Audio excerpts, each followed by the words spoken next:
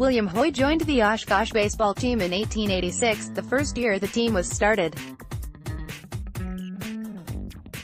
According to the Oshkosh Public Museum, Hoy is in the far back row, far left, photo, courtesy of the Oshkosh Public Museum. Oshkosh. William Hoy started playing baseball 133 years ago in Oshkosh for the city's minor league team in the Northwestern League.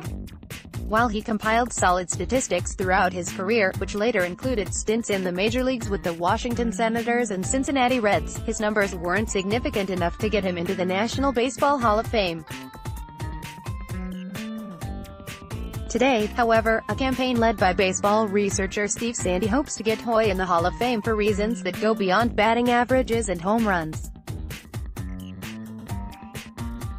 Hoy was deaf, and Sandy and others believe he introduced the concept of baseball umpires using hand signals to call balls and strikes. Sandy started his research on Hoy in 1989. Now, 58 years after Hoy's death, Sandy believes he is getting close to cementing Hoy's legacy for what he brought to the baseball and the deaf communities. His personality allowed him to break that barrier, said Sandy, who also is deaf. It's important for history to be able to recognize that it was Hoy that opened the baseball world, that anyone could play baseball. Hoy was born on May 23, 1862, in the rural northwest Ohio town of Hopetown. At 3 years old, he contracted meningitis, leaving him deaf. Hoy graduated from the Ohio School for the Deaf in 1879, and, while working as a shoemaker in his 20s, he would play baseball with the local children.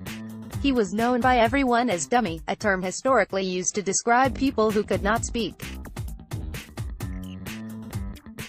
Today such a nickname would be offensive, but Hoy corrected those who did not call him Dummy, including reporters and teammates. Before 1945, Sandy said, 15 deaf baseball players referred to themselves as Dummy. Hoy was also a gifted baseball player. He was quiet, but his performance was out of this world because he was able to catch things that hearing people could not catch while playing baseball, Sandy said in interviews conducted through an interpreter. Hoy could not hear the manager or teammates yelling at him. He couldn't hear the crack of the bat, but he knew which way to run. Hoy had the intuition to know where the ball was going to go, Sandy said. On June 19, 1889, Hoy, a center fielder, threw out 3 runners at home plate trying to score from second base. He is just one of 3 outfielders who accomplished this in a single game, according to the Society for American Baseball Research. Hoy is believed to have tried out for the Milwaukee baseball team in 1885. Some research points to 1886 as the year of Hoy's Milwaukee tryout. First, he went to Milwaukee to try out for that team, said Gary Kashik, a former Green Bay Press-Gazette reporter who is working on a book about Hoy. That was when he was rudely booted away for asking for more money. He then hopped on a train and went to Oshkosh. In 1886, the 24-year-old Hoy made the Oshkosh team.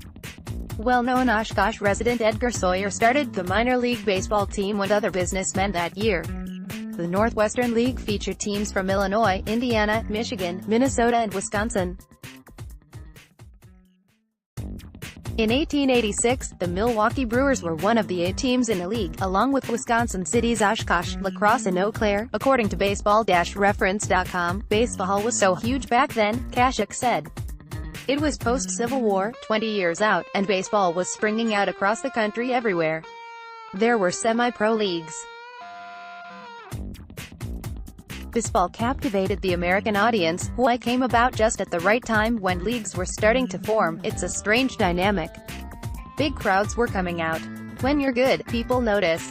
Oshkosh was kind of a springboard to the major leagues. There are so many mysteries about his beginnings there. When Sandy started researching Hoy in 1989, he said he was the only one looking for more information on Hoy, and it was limited information. A scrap of paper here, a newspaper clipping there, and soon Sandy began collecting binders full of information on Hoy. The David Rosato film, The Silent Natural, looks at Dummy Hoy's early playing days in Oshkosh. The movie will premiere in April 2019. Photo, Steve Sandy. Sandy is recognized as a leading researcher on Hoy and has helped authors and filmmakers with several productions on Hoy.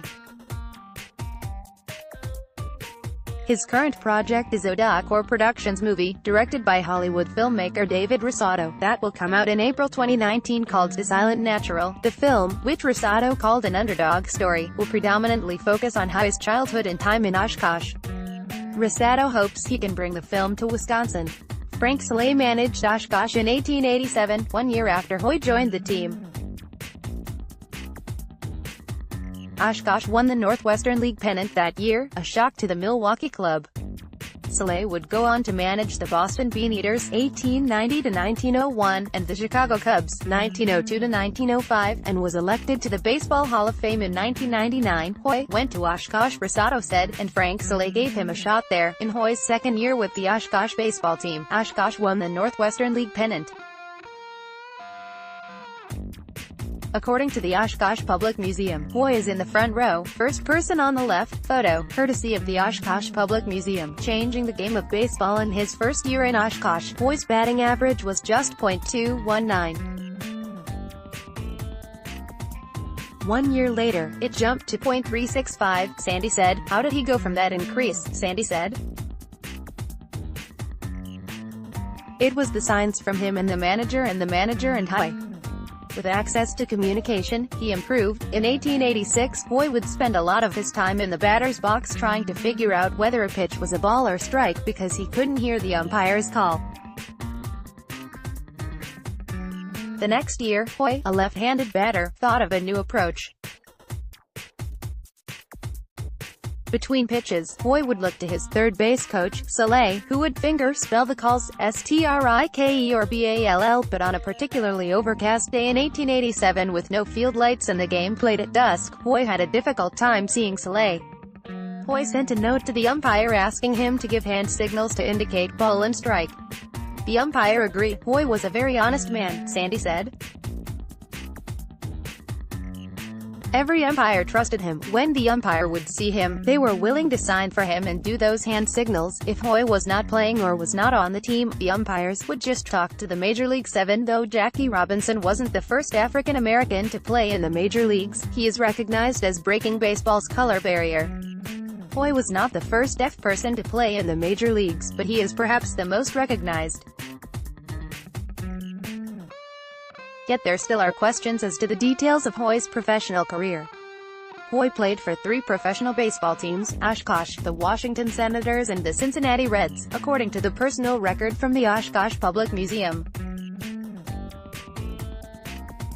The Oshkosh Public Museum records say Hoy played in 1,795 games, hit 41 home runs and stole 600 bases. SABR, however, differs in some aspects of Hoy's career.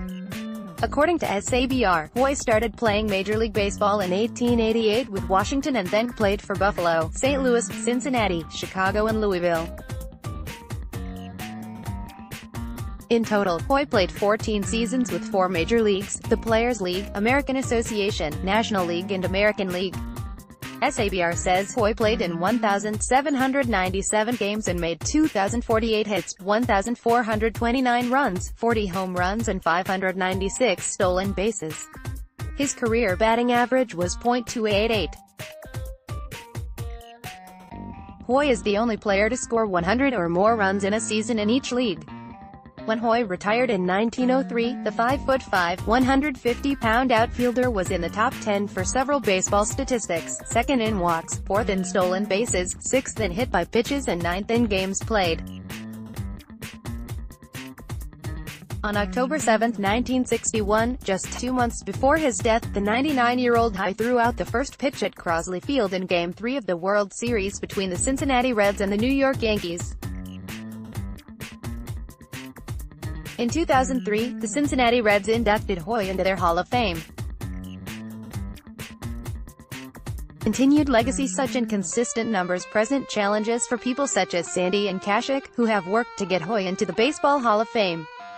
Kashik, who was part of a committee to push for Hoy's Hall of Fame status, said that the more he looked into the statistics on Hoy and the more he saw a variety of numbers, the further away Hoy got from the Hall. "We're going to have to prove that he was the one who introduced the hand signals to baseball," Kashik said. Bill Clem is officially recognized as the person who introduced hand signals to baseball.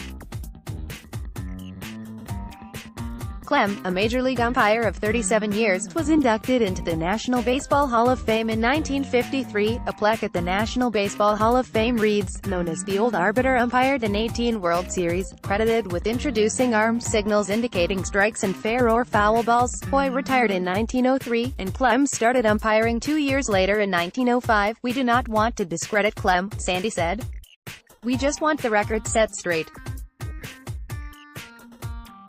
His name and his plaque that is on the wall, it doesn't even have to be modified. But let's not forget about Hoy." Sandy talked about his own challenge leading the march to get Hoy recognized. Having played some baseball himself in high school, Sandy said it caught his attention that the National Baseball Hall of Fame did not have any deaf players. "I wanted to challenge that," Sandy said.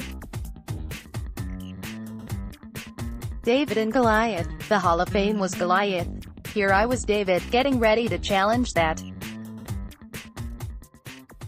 You need to recognize these deaf baseball players. They listened. Those who listened included SABR, which selected Hoy as the overlooked 19th-century baseball legend for 2018. The National Baseball Hall of Fame typically relies on SABR's research and selection decisions. Sandy believes that Hoy's best chance of being inducted into the National Hall of Fame is in 2021. "William Hoy contributed a lot to baseball," Rosado said. "If it wasn't for him, the umpire hand signs would not be here. It's very important to have this story told because of what he contributed to baseball. The more and more people that find out about him are impressed with him."